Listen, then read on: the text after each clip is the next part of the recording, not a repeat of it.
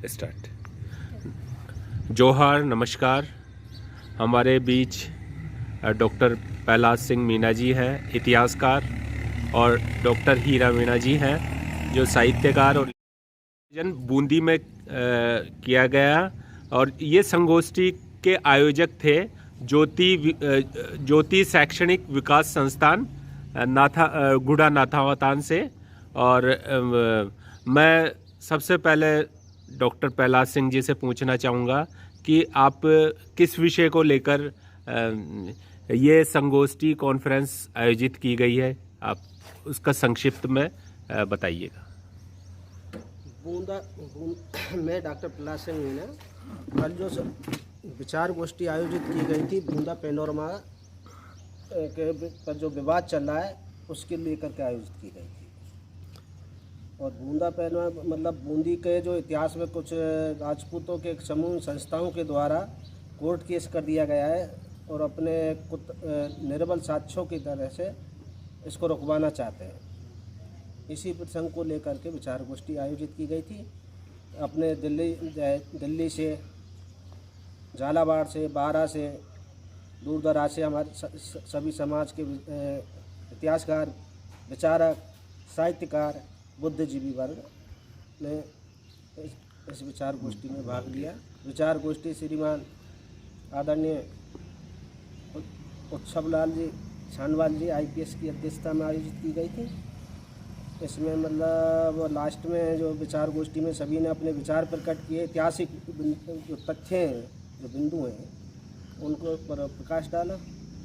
इसमें हमारे जो बूंदी का जो इतिहास को देखने आते हैं, मीणाकालीन जो तथ्य हैं वो छुपे पड़े हैं। अब जब तथ्य सामने आते हैं तो नवीन नहीं, मैं आपसे ये पूछना चाहता हूँ कि जब सरकार ने बूंदा पैनोरमा बनाने के लिए स्वीकृति दे दी, ज़मीन अलॉट कर दी, तो किस बात की इसमें कमियां रह गई थी? क्या क्या क्या कारण रहे थे, थोड़ा सा बताइए।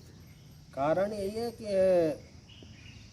ये तो सरकारी स्तर से ही मानता हूँ मैं तो।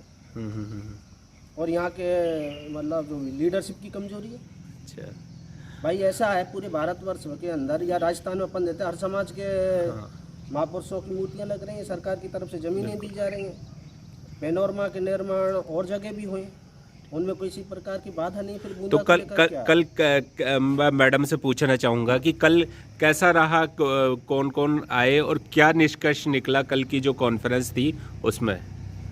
सर, मैं बताना चाहूँगी कि ये जो बूंदी है इसके संस्थापक सरदार बूंदा मीणा रहे हैं। और ये इतिहास में हर जगह तथ्य के रूप में प्रमाणिक रूप में मिलता है, चाहे आप गूगल में सर्च करके देख लीजिए और इतिहास की पुस्तकें देख लीजिए या बड़े बुजुर्गों से पूछ लीजिए। और बूंदी नाम से ये सार्वभौमिक सत्य सिद्ध होता है कि महाराणा या वो सरदार बूंदा मीणा के नाम से ही बूंदी को बसाया गया है। और उनके वंशज जो ने यहाँ पे काफ़ी पीढ़ियाँ, लगभग कल व्याख्यान सुनने के बाद, इतिहासकारों के बहुत शोधपूर्ण व्याख्यान सुनने के बाद पता लगा लगभग 20 और 22 पीढ़ियों ने यहाँ पर उषारा मीणाओं ने शासन किया है, जो बूंदा मीणा के ही वंशज रहे हैं। इस संगोष्ठी का आयोजन इसलिए किया गया है क्योंकि सरकार ने, वसुंधरा सरकार ने तो पैनोरमा बनाया, बूंदा मीणा सरदार का पैनोरमा बनाने के लिए सहर्ष स्वीकृति दे दी थी उनकी जब सरकार थी, लेकिन उसके बाद भी कोई कार्रवाई नहीं हुई। लेकिन बाद में जब स्वीकृति मिली, अब जो यहाँ राजपूत समाज है, बूंदी शिक्षा क्षत्रिय प्रचारणी सभा नाम से कोई संस्था है, उन्होंने कोर्ट में केस दायर किया गया है कि बूंदी के संस्थापक मीणा राजा बूंदा नहीं रहे हैं, हाड़ा रहे हैं। तो ये बहुत विवादित है और उनका जो ये तथ्य है वो मतलब गलत है, क्योंकि बूंदी का नाम ही बूंदा मीणा के नाम से पड़ा है और इसके ऐतिहासिक तथ्य सब जगह हैं। इसीलिए इस संगोष्ठी का आयोजन एक तरह से राष्ट्रीय स्तर पर ही समझिए, क्योंकि इसमें देश प्रदेश से काफ़ी इतिहासकार, साहित्यकार और प्रोफेसर आए हैं। विशेष रूप से जैसे जवाहरलाल नेहरू विश्वविद्यालय JNU जो बोला जाता है, वहाँ के प्रोफेसर आए गंगा साई मीणा जी। दिल्ली विश्वविद्यालय से इतिहास विभाग के खुद प्रोफेसर हैं डॉक्टर जितेंद्र कुमार मीणा, वो खुद यहाँ पे आए हैं। और हमारे समाज के वरिष्ठ इतिहासकार, वयोवृद्ध वरिष्ठ इतिहासकार शंकर लाल मीणा जी, और हमारे बहुत गहरी जानकारी रखने वाले इतिहास में डॉक्टर प्रहलाद जी, जिन्होंने बहुत पहले से ही बहुत कुछ सहेजा है इतिहास के लिए, संस्कृति के लिए, पूरे मीणा समाज के लिए। ये मतलब पेशे से तो खुद डॉक्टर है, लेकिन इनकी इतिहास विषय में बहुत गहरी रुचि है। और हमारे समाज के और भी सुधीजन आए हैं जिन्होंने अपने अपने बहुत महत्वपूर्ण वक्तव्य रखे, जैसे चंदावालाल चकवाला जी हैं और ख्याली राम जी है, जो खुद प्राच्य विद्या संस्थान यहाँ का जो पुरातत्व विभाग है उसमें मतलब बहुत महत्वपूर्ण पद से वो रिटायर भी हो चुके हैं, लेकिन उन्होंने इतिहास की कई पुस्तकें उन्होंने खुद ने भी लिखी है, बहुत महत्वपूर्ण जानकारी उनके पास संकलित है।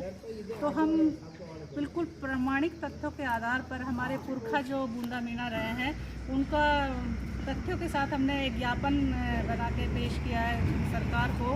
खासतौर नगर निगम के जो वो आए थे हरिमोहन शर्मा जी, उन्होंने खुद ने आकर हमें आश्वासन दिया है, जो पूर्व वित्त राज्य मंत्री भी रहे हैं और वो कांग्रेस के यहाँ के पूर्व मतलब अध्यक्ष भी हैं, उन्होंने मंच पे आकर हमें आश्वासन दिया। इस संगोष्ठी होने के मतलब समाप्त होने से पहले वो आ गए थे।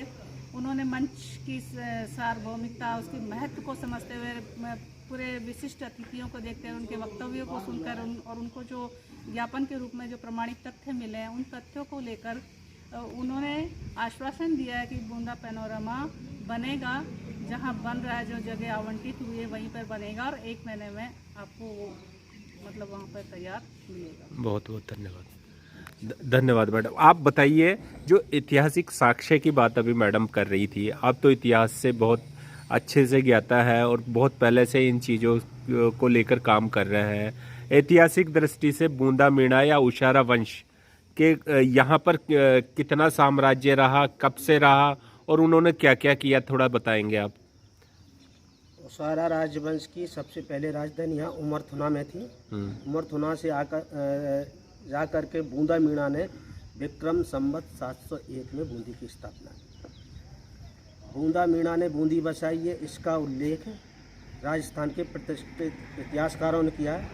जगदीश सिंह गहलोत ने राजपूताना का इतिहास, बूंदी राज्य का इतिहास, पृष्ठ संख्या 43 में स्पष्ट लिखा है, बूंदा मीणा बूंदी के आसपास के गांवों पर शासन कर रहा था। गोपीनाथ शर्मा जी ने राजस्थान का इतिहास में बूंदा मीणा के नाम पर बूंदी नामकरण होना स्वीकार किया। गोपीनाथ जी शर्मा की पुस्तक को विश्वविद्यालय में पढ़ाई जाती है, इस पुस्तक से सभी लोग परिचित हैं। इसके बावजूद भी बूंदा के मीणा के अस्तित्व पर सवाल खड़े किए जाते हैं, जैसे समझ से परे।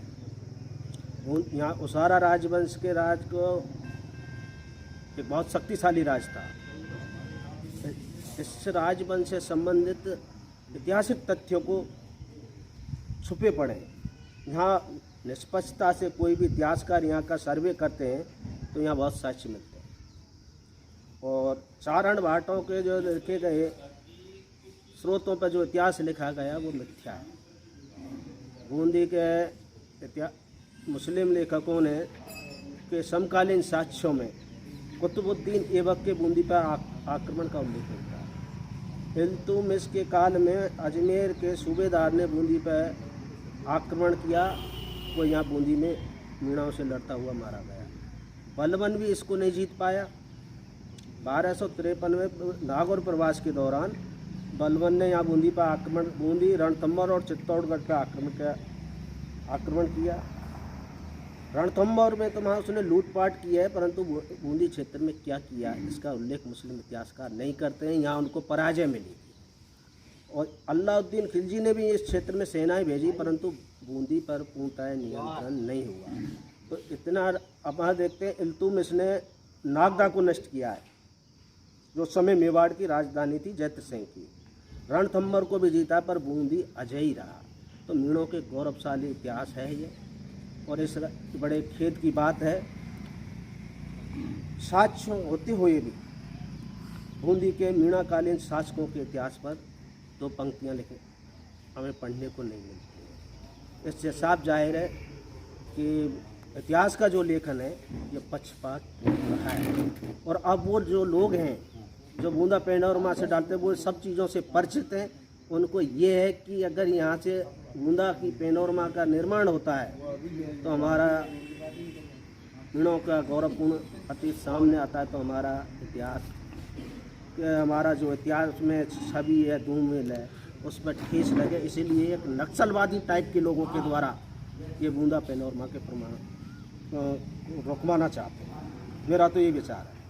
नहीं, आप ये बताइए, अभी कोई स्मारक शेष बचे हुए हैं, उनके बारे में बताइए, क्या क्या है जो आप जानते हैं इसके बारे में।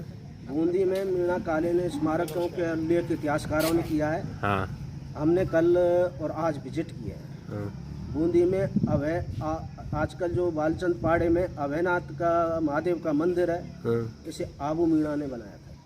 1178 ईस्वी के आसपास है। इसका उल्लेख भी इतिहास में किया है।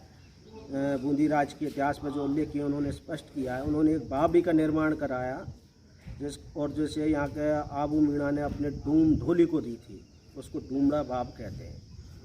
मीणों के बारे में अनर्गल यहाँ के राजा के इशारे पे या इनको खुश करने के लिए चटपट करने वाला वंश सूर्यमल मिश्रण ने भी इस तथ्य को स्वीकार किया है। पहले आबू मीणा ने बाबरी बनाई, गोला मीणा ने बाबरी बनाई और जैता मीणा ने जैता सागर। इसके अलावा यहाँ बूंदी में चालक देवी का मंदिर है और यह मीणा राजाओं के बनाया हुआ सारणेश्वर मंदिर है। उसमें सुरजन आड़ा ने रणथंभौर से ला के 4 भुजा जी की मूर्ति स्थापित करा दी और महादेव जी के शिवलिंग को वहाँ बिल्कुल नीचे रखा हुआ, जो आज आपने देखा है, वो जो हमने कल देखा, अपने आज देखा है। डॉक्टर हीरा जी और हम और साथ में ये सब हमारा सहयोग है। IPS साहब हैं, इनके बदौलत हो पाया। आज हमें भ्रमण कराया शानवाद परिवार की तरफ से। और उसमें और यहाँ पे बालचंद पाड़ा में झोझू जी के मेले भरते हैं, जिन्हें भैरू के रूप में पूजा जाता है। आषाढ़ के महीने में प्रति 4 रविवारों को यहाँ झोझू जी के मेले भरते हैं। झोझू जी बूंदी के राजा थे। हमारे जागाओं की पोथियों में झोझू जी का उल्लेख करता है और यहाँ सतियों के लिए स्मारक हैं। किसी भी इतिहासकार ने यहाँ पर अभी सही ढंग से सर्वेक्षण नहीं किया। उमर थाना में जाए, वहाँ पर भी हमने दूसरे सभी जातियों के लोगों से पूछा। उन्होंने बताया कि भाई देवाड़ा की लड़की को आने के लिए राजकुमार वो आए, उसको भी वास्तविक घटना पे पर्दा डाल रखा है। वहाँ पे फेर फार के लिखा है किसी क्या है। उमर थाना के पास ही गढ़ खजूरी है, खैरुणा, कई गांव में वहाँ पुराने अवशेष मिलते हैं और उनके स्थापत्य शैली से ये पता चल जाता है कि आढ़ा आदिपत से पूर्व यहाँ के शासक, यहाँ का बूंदी का राज था, एक समृद्धशाली राज था और एक विस्तृत राज था। हम ये मानते हैं। सूर्यमल मिश्र ने लिखा 300 घरों की बस्ती, ये पूर्णतः गलत है। इनको आधार बना के बूंदी के राज को बिल्कुल मिटा, मीणाओं के गौरवशाली इतिहास को मिटाया गया। यहाँ मीरा शाह की दरगाह है और उसके जो इतिहास आता है उसमें 1111 में उसका निर्माण हुआ और उनका जो आगमन है बूंदी में मीणा राजाओं के काल में हुआ। जब ये तथ्य है और यहाँ के जो जैन मंदिर हैं 12वीं शताब्दी की मूर्तियों पर उनके तिथि अंकित हैं, उससे भी पता चलता है कि यहाँ जैनियावाद थे। और महादेव के मंदिर तो जगह जगह हैं यहाँ पर। ये केदारेश्वर महादेव है, इसको देवाहाड़ा के पिता दादा कोलनसी से जोड़ रखा है। कोलनसी ने आया भाई, जबकि यहाँ के जो एक कई जगह उल्लेख आता है, एक श्लोक का उल्लेख करते हैं विद्वान, उसके अनुसार संवत 1074 में निर्माण कराया। देवाहाड़ा से पहले यहाँ कोई भी शासक नहीं था हाड़ा वंश का या राजपूत वंश का, मीणों को ही शासन था। बूंदी के आसपास में बूंदी जिले में नैनवा में भी मीणाओं का शासन बूंदी संवत 1440 तक था। बाहर सिंह सोलंकी भुजावत ने यहाँ से मीणाओं से राज्य लिया।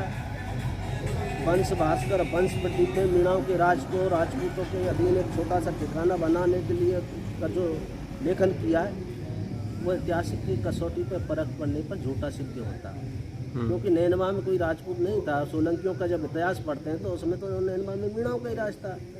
ऐसे करवर गैंडोली इतिहास की कसौटी पर जो लिखा गया उसको परखा नहीं गया। यदि यहाँ जैसे वो मानते हैं, सूर्यमल मिश्रण मानते हैं, वंश भास्कर वंश प्रदीप लेखक मानते हैं भाई इसमें इस राजपूत का शासन था, ये सरदार थे, इनको हराया वो हराया, तो उनके उन संबंधित राजपूत वंशों के इतिहास में क्या उनका उल्लेख मिलता है? नहीं मिलेगा। नहीं, आप ये जो है थोड़ा सा मैं आपकी बात काटूंगा। मैं ये कहना चाहता हूँ कि जैसे बूंदा मीणा ने बूंदी पर राज किया और कई पीढ़ियों तक राज किया। तो उनका जो बताया आपने एक स्मारक मंदिर के रूप में महादेव मंदिर जो है, लेकिन उसके अलावा कोई उनका कोई महल या कोई अन्य स्मारक भी है क्या बूंदी के अंदर, प्रॉपर बूंदी में? डॉक्टर अरविंद कुमार सक्सेना जी, डॉक्टर नलिनी प्रधान, नेहा प्रधान ने इस पुस्तक में लिखा है यहाँ के जो अंतःपुर हैं उसमें पुराने महल हैं जो मीणाओं की शासकों ने निर्मित कराए, और एक नगर पालिका के परिसर में भी कुछ छोटे से स्मारक है। भाई बूंदी बहुत प्राचीन हो गई ना, यहाँ के जो भी जर्जर हुए हैं उनकी जगह नवीन भवन बनाए, इसलिए ये चलता रहता है। 77 की तारागढ़ का किला है उसमें भी आपको ये बताएं, आप गहराई से जब देखोगे वहाँ जो महल है जिन पर पीला कलर है, अब थोड़ा धूमिल हो रहा है, उनके सटा हुआ जो गेट है वो अपने आप कोई भी व्यक्ति सतही तौर से देखने से कहे कि ये बहुत पुराना है। जब मीणाओं का राज्य था और जिस पर इतनी बड़ी शक्तियों ने अटैक किया तो बिना किला तो हो गई ना।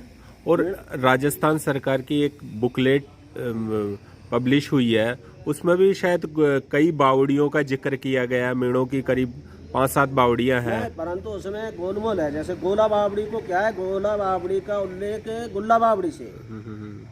गोला मीणा ने 1203 में इस बावड़ी का निर्माण कराया था, उसमें इन तिथियों का उल्लेख करता है। इसलिए हमारे कई पुराने मीणा काल के जो निर्माण थे उनके साक्ष्यों का पता चल जाता है। अनेक विद्वानों ने इसका उल्लेख अपनी पुस्तकों में किया है। सारणेश्वर महादेव है, अभयनाथ महादेव है, और भी मंदिर हैं। कल जा कर के अपने यहाँ वहाँ के लोगों से पूछा तो कई तरह के पुराने स्मारकों की चीज़ आ रहे हैं। चामुंडा माता है, ये उसारों की कुल देवी है, इसका मंदिर है। कुल मिलाकर इन्होंने लगभग 800 या 900। हाँ, मैं आपको बताऊं, गढ़ का निर्माण के बारे में ये कहते हैं बरसिंह ने बनाया। भाई गढ़ का जो नाम होता है बनाने वाले के नाम पे क्यों नहीं रखा इसका? यहाँ पे क्या कोई शिला लेख क्यों नहीं लगाया?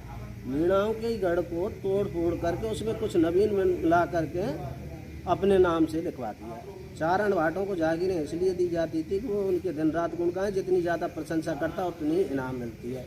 इतिहासकारों ने एक पक्षीय स्रोतों के आधार पर इतिहास की कल्पना वो लेखन किया है। नहीं, यहाँ पे जो गांवों का सर्वे करते हैं, जो यहाँ के जो स्थापत्य से शैली है उसके काल का निर्धारण करें तो इतिहास में बहुत कुछ। नहीं, कल की जो कॉन्फ्रेंस हुई ज्योति शैक्षणिक संस्थान विकास संस्थान ने जो करवाया वो बिल्कुल सकारात्मक रूप से क्या क्या उद्देश्य पूरा हो रहा हो उसका? नहीं, उद्देश्य अब पूरा होगा। अच्छा, उद्देश्य एक तो है यहाँ जो इतिहास के यहाँ के बूंदी के मीणा शासकों पर बूंदी की स्थापना के बारे में समाज के विद्वानों ने अपने विचार प्रकट किए साक्ष्य सहित। उससे यहाँ के समाज में उत्साहवर्धन हो रहा है और पूरे राजस्थान में, पूरे मीणा समाज में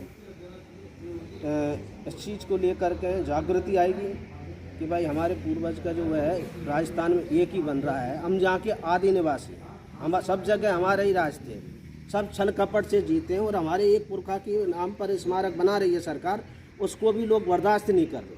ऐसे लोग तो नक्सलवादी हैं जो इसमें जब यहाँ पे स्टार्टिंग के गुलाम वंश के शासकों का आक्रमण हुआ तो यहाँ के मीणा शासकों ने सबकी रक्षा की है ना, अपना खून बहाया। तो सभी समाज के लोगों का दायित्व बनता है कि इस बूंदा पैनोरमा निर्माण को बनवाएं, इसमें जो बाधा है उनको दूर करें, नहीं तो ये आगे चल करके एक बहुत बड़ा गंभीर मुद्दा बनेगा। बिल्कुल बिल्कुल सर। और ये राष्ट्रीय स्तर तक पर भी ये विवाद चर्चित हो सकता है। हीरा मैडम से मैं बात करना चाहूँगा कि एक निष्कर्ष रूप में कल का जो कॉन्फ्रेंस रहा उसके बारे में बताया जाए कि उसमें निष्कर्ष क्या रहा, क्या निष्कर्ष रूप? सर, मैं ये बताना चाहूँगी कि देश की जो भी संपदा है वो राष्ट्रीय संपदा है और जितने भी जो शासक रहे हैं, राजा रहे हैं, सरदार रहे हैं, उनके नाम से ही उनको स्थापित किया जाना चाहिए ताकि मूल इतिहास और संस्कृति का सही परिचय आने वाले विद्यार्थियों, शोधार्थियों को और इतिहास में हमें सब पूरी जनता को मिल सके। क्योंकि भारत जो है वो ऐतिहासिक और सांस्कृतिक रूप में विश्व विख्यात देश है। यहाँ विविध संस्कृतियाँ बसी हुई है और आदिवासी संस्कृति जो है वो सबसे प्राचीन संस्कृति है। आदु संस्कृति और सबसे प्राचीन संस्कृति में भील मीणाओं का विशेष स्थान रहा है। खासतौर से अरावली पर्वत श्रृंखला जो विश्व की सबसे पुरानी पर्वत श्रृंखला है, इसमें रहने वाले जो मूल मालिक या मूल बाशिंदे हैं, जो आदिवासी लोग हैं, ओरिजिनल लोग हैं, वो भील मीणा लोग ही हैं। और यहाँ जो बस रहे हैं वो उन्हीं के शासकों के द्वारा बसाई गई चीज़ें हैं और आज भी वो मतलब उनके पुरातत्व अवशेष हमें मिलते हैं। हमने 2 दिन में बहुत कुछ देखा है, सर्च किया और सेमिनार की जो संगोष्ठी हुई है उस संगोष्ठी से निष्कर्ष यही निकलता है कि जो बूंदी के जो संस्थापक है सरदार बूंदा मीणा, उनके नाम से पैनोरमा बनना चाहिए और उनके इतिहास को विस्तृत रूप में सूचना पट पर दर्ज करवाना चाहिए, ताकि कोई भी जो भी पर्यटक आए, स्थानीय आए या राष्ट्रीय आए या अंतर्राष्ट्रीय आए, उसको इस धरती के मूल जो निर्माता है, जो नाम देने वाले बूंदा सरदार है, उनके बारे में पूरा विस्तार से पता चल सके। और मैं कहना चाहूँगी कि यहाँ जो भी ऐतिहासिक और सांस्कृतिक अवशेष है या स्थल है, उनका भी जीर्णोद्धार करवाना चाहिए, उनको संरक्षित करवाना चाहिए सरकार और समाज के द्वारा और सर्व समाज के द्वारा, क्योंकि ये सर्व समाज की संपत्ति है और सबको पूर्ण अधिकार है कि उसका संरक्षण करें और सबकी ड्यूटी भी है कि उसका रखरखाव में अपना अपना सहयोग दे। क्योंकि जब इस नगरी में रह रहे हैं तो सबका कर्तव्य बनता है कि वो इसकी कदर भी करना सीखे।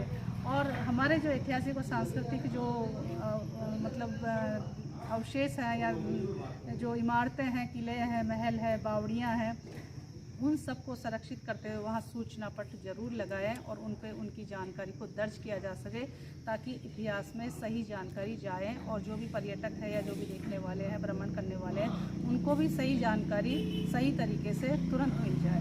धन्यवाद मैडम। देखा है आपने जो कल की कॉन्फ्रेंस ज्योति शैक्षणिक विकास संस्थान द्वारा आयोजित की गई।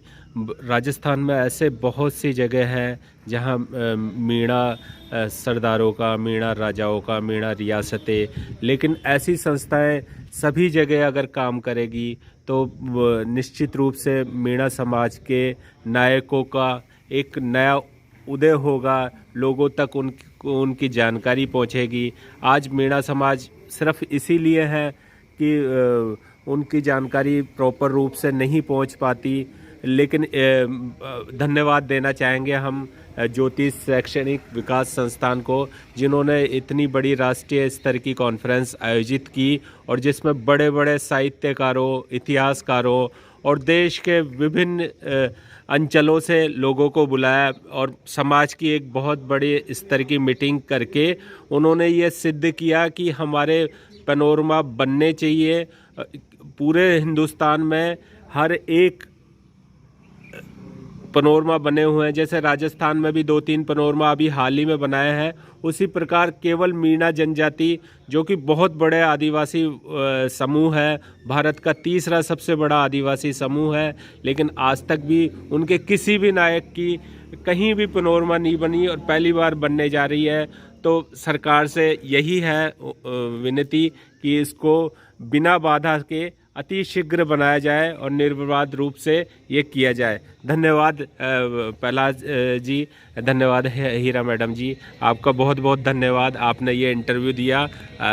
एक बार जोहार, नमस्कार, धन्यवाद।